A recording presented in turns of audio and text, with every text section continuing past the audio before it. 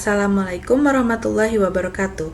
Perkenalkan, nama saya Syarfina Al-Mubarakah dengan nomor urut absen 43 dan dengan NIM 2400044. Saya perwakilan dari kelompok 12. Sebelumnya, yang terhormat Ibu Profesor Dr. Hajah Hasnah Faizah AR.M.Hum selaku dosen pengempu pada Bahasa Indonesia. Dan di sini juga saya akan memperkenalkan anggota kelompok saya. Yang pertama, Taufik Ilham Ramadan dengan NIM 2400045. Dan yang kedua, Tiwi Rahmadianti dengan NIM 2400046. Baiklah, kami dari kelompok 12 akan menyampaikan materi kami, yakni pengertian kerangka isi artikel hasil pemikiran. Sama halnya dengan arti kerangka pada umumnya, yaitu penopang atau rancangan. Selain itu, pemikiran dapat diartikan sebagai suatu ide atau gagasan yang perlu dituangkan. Oleh sebab itu, kerangka pemikiran dapat diartikan sebagai suatu rancangan yang digunakan untuk membantu penulis dalam menyelesaikan tulisan yang sudah dibuatnya. Jenis artikel itu dibagi dua macam. Satu, hasil penelitian artikel ini diambil dari penelitian yang sudah ditulis sebelumnya. Ciri-cirinya, menyajikan hasil penelitian secara ringkas. Strukturnya, 1. Judul artikel yaitu nama karya tulis. 2. Nama penulis yaitu orang yang membuat karya tulis. 3. Abstrak dan kata kunci yaitu ringkasan singkat. 4. Pendahuluan yaitu bagian pertama dari karya ilmiah. 5. Metode penelitian yaitu cara kerja untuk mendapatkan suatu data untuk karya ilmiah. 6. Hasil dan pembahasan yaitu jawaban dari pendahuluan. 7. Simpulan dan saran. Simpulan berarti jawaban dari masalah. Sedangkan saran yakni rekomendasi dari para ahli. Dan yang terakhir, 8. Daftar pustaka yaitu informasi dari semua buku. Sekian dari saya, selanjutnya akan dibacakan oleh teman saya, yaitu Taufik Ilham Ramadan. 2. Hasil pemikiran atau kajian pustaka. Nah, jenis artikel kedua inilah yang merupakan materi pembahasan dari kami.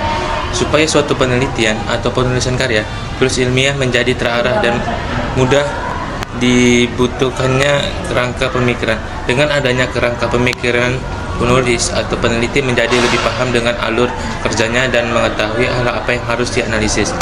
Artikel ini dibuat dari pemikiran penulis mengenai suatu persoalan dan memiliki tujuan untuk memicu tanggapan pembaca untuk mengkaji isi artikel dengan bahasa provokatif dalam penulisannya.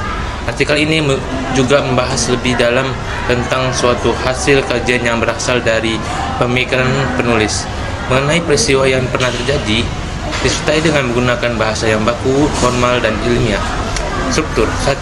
Judul artikel yaitu frase singkat atau kalimat yang menggambarkan pokok pembahasan dari suatu artikel.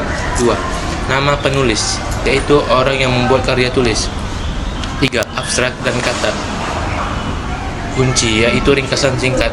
4. Pendahuluan yaitu bagian awal yang untuk membahas karya tulis sebagian inti. 4. Pendahuluan yaitu bagian awal untuk membahas karya tulis. 5. Bagian inti atau pembahasan yaitu pernyataan dan pengembangan dari gagasan utama. 6. Penutup yaitu kesimpulan yang dapat diambil dari keseluruhannya.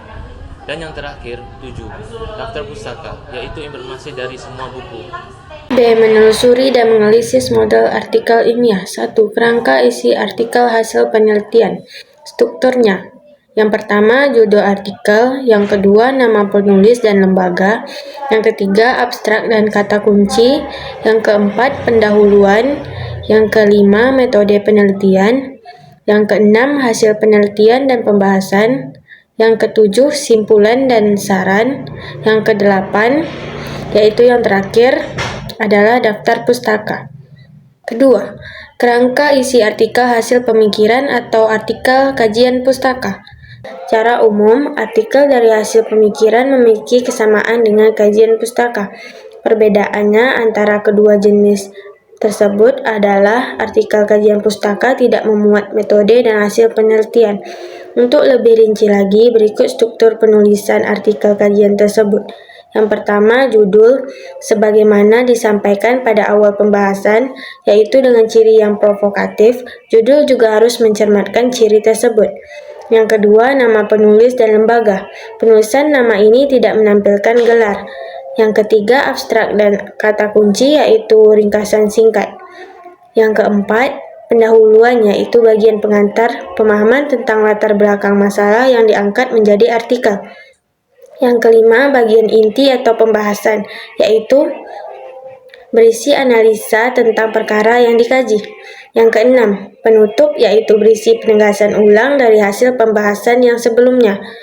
Dan yang ketujuh, daftar rujukan atau daftar pustaka, yaitu informasi serta mencantumkan teori-teori ahli yang digunakan. Rangkuman, artikel ada dua jenis, yaitu artikel hasil penelitian dan hasil pemikiran atau kajian pustaka. Artikel hasil penelitian sudah ditulis sebelumnya dengan mengambil poin penting dari hasil penelitian, sedangkan hasil pemikiran dibuat dari pemikiran penulis tentang suatu persoalan.